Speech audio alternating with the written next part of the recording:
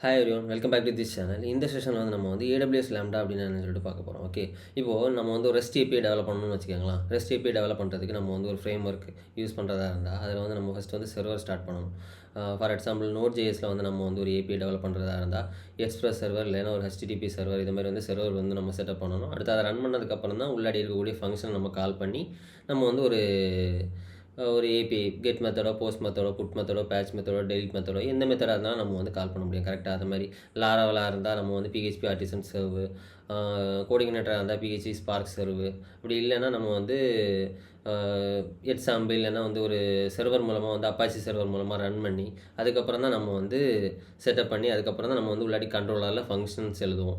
Functions எழுதி அதில் logic எழுதி நம்ம வந்து ஒரு நோட்டிஃபிகேஷனோ இல்லைன்னா வந்து ஒரு இமேஜ் அப்லோடோ இல்லைன்னா டேட்டா பேஸ் மேனிப்புலேஷனோ இது மாதிரி நம்ம பண்ணுவோம். கரெக்டாக இது மாதிரிலாம் பண்ணுறதுக்கு ஃபஸ்ட்டு வந்து பேசிக்காக வந்து நம்ம சர்வர் செட்டப் பண்ணி நம்மளுக்கு தேவையான லாங்குவேஜ், ஃப்ரேம் ஒர்க்கு, ரவுட்ஸு, கண்ட்ரோலர்ஸு, ஃபங்க்ஷன்ஸு, அதுக்கு தேவையான செட்டப் எல்லாத்தையும் பண்ணதுக்கு அப்புறம் தான் நம்ம வந்து அதுக்குள்ளாடி தான் நம்ம லாஜிக் எழுதணும். கரெக்டாக அதை மாதிரி இல்லாமல் நம்ம வந்து சர்வரை பற்றியே கவலைப்படாமல் ஸ்ட்ரைட்டாக நம்ம ஃபங்க்ஷனை எழுதுறதுக்கு தான் வந்து ஏடபிள்யூஎஸ் லேம்டா வந்து ஹெல்ப் பண்ணும். ஓகே, நீங்கள் வந்து சர்வர் பற்றி கவலைப்படாமல் சர்வரே இல்லாமல் நீங்கள் வந்து உங்கள் கோடை மட்டும் உள்ளாடி இன்சர்ட் பண்ணி ரன் பண்ணலாம்.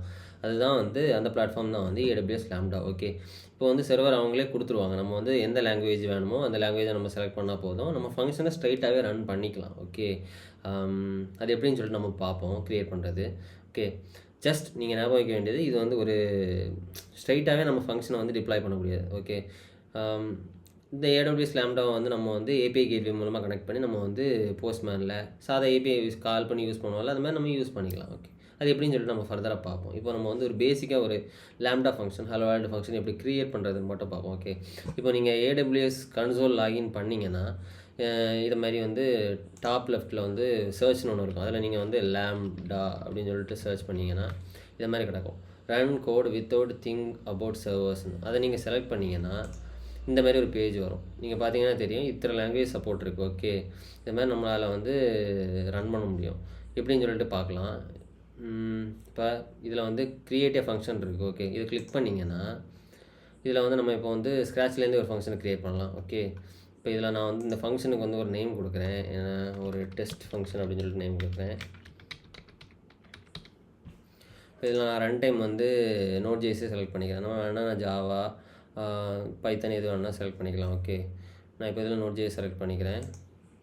வேறு எல்லாமே டிஃபால்ட்லேயே விட்டுருக்கலாம். ஓகே, இது வேறு அட்வான்ஸ் செட்டிங்ஸ்லாம் நம்ம ஃபர்தராக உள்ள வீடியோஸ் பார்ப்போம். இது பேசிக்காக வந்து ஒரு லேம்டா ஃபங்க்ஷன் எப்படி க்ரியேட் பண்ணுறதுன்னு பார்ப்போம். ஓகே, ஜஸ்ட்டு நேம் மட்டும் தான் கொடுத்துருக்கேன். இதில் எனக்கு எந்த லாங்குவேஜில் நான் வந்து அந்த ஃபங்க்ஷனை எழுத போகிறேன் அப்படின்னு உள்ளதுக்கு வந்து நான் வந்து ரன் டைம் செலக்ட் பண்ணிக்கிறேன். ஓகே, நான் க்ரியேட் ஃபங்க்ஷன் கொடுத்துட்டேன்னா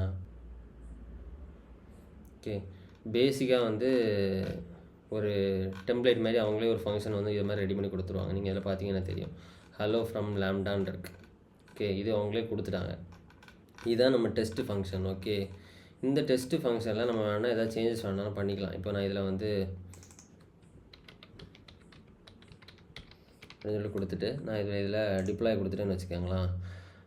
இப்போ இது வந்து சேவ் பண்ணுற மாதிரி டிப்ளாய் கொடுத்தா நம்ம இதை சேவ் பண்ணி வச்சுக்கிற மாதிரி. நம்ம இப்போ இதை டெஸ்ட் பண்ணுறதா இருந்தால் நான் டெஸ்ட்டு கிளிக் பண்ணால் அது வந்து டெஸ்ட் ஈவென்ட் மாதிரி நம்ம ட்ரிகர் பண்ணிக்கலாம். ஓகே, நான் இப்போ இதில் டெஸ்ட்டு ஈவெண்ட் ஒன்று க்ரியேட் பண்ணிக்கிறேன். நம்ம ஏபிஐ ஒர்க் ஆகுதா இல்லையான்னு சொல்லிட்டு செக் பண்ணுறதுக்கு. ஓகே, இப்போ நான் அதில் ஜஸ்ட்டு மேலே வந்து நேம் மட்டும் கொடுத்துட்டேன், சேவ் கொடுத்துட்டேன். ஓகே, இந்த ஈவெண்ட் வந்து நம்ம க்ரியேட் பண்ணிட்டோம். ஸோ இப்போ நம்ம வந்து டெஸ்ட் பண்ணி பார்க்கலாம். இப்போ நம்ம டெஸ்ட்டை கிளிக் பண்ணால் ஃபஸ்ட்டு தடவை கிளிக் பண்ணும்போது நம்ம வந்து ஒரு ஈவெண்ட்டை க்ரியேட் பண்ணுற மாதிரி இருக்கும்.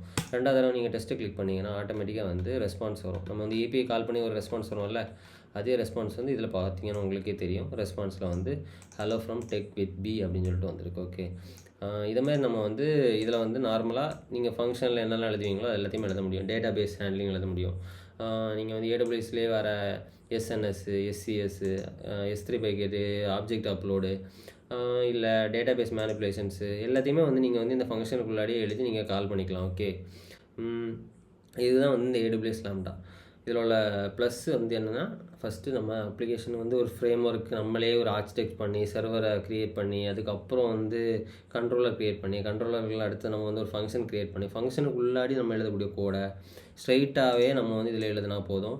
தனியாக வந்து அதை ஆப் வந்து டிப்ளாய் பண்ணணும், சர்வ் பண்ணணும், அடுத்தது வந்து இதை பற்றி கவலைப்படணும், ஸ்கேலிங் பண்ணுறது இது எல்லாத்தையும் வந்து நீங்கள் பண்ண வேண்டிய தேவையே கிடையாது. ஜஸ்ட்டு ஒரு லேம்டா ஃபங்க்ஷன் க்ரியேட் பண்ணணும், அந்த ஃபங்க்ஷனுக்குள்ளே நம்ம தேவையான கோடை எழுதணும். ஓகே, டெஸ்ட்டு வந்து நீங்கள் தேவைப்பட்டால் நீங்கள் பண்ணால் போதும். ஓகே, நீங்கள் எழுதின கோடு ஒர்க்காக தான் செக் பண்ணுறது. நீங்கள் டெஸ்ட் கிளிக் பண்ணிங்கன்னா டெஸ்ட் பண்ணிக்கலாம். ஓகே, இதை நம்ம வந்து நார்மலாக வந்து இது மாதிரி லேம்டா ஃபங்க்ஷனை வந்து நம்ம வந்து S3 பக்கெட்டு கூட யூஸ் பண்ணணும். ட்ரிகர் ஆட்டு ஏபிஐ கேட்வேல கனெக்ட் பண்ணி நம்ம வந்து நார்மலாக யூஸ் பண்ணுவோம்ல, ஏபிஐ யூஆர்எல் கால் பண்ணி எண்டு பாயிண்ட்டை கால் பண்ணி நம்ம வந்து அப்ளிகேஷன்ஸில் யூஸ் பண்ணுவோம்ல, அதுக்கும் நம்ம யூஸ் பண்ணிக்கலாம்.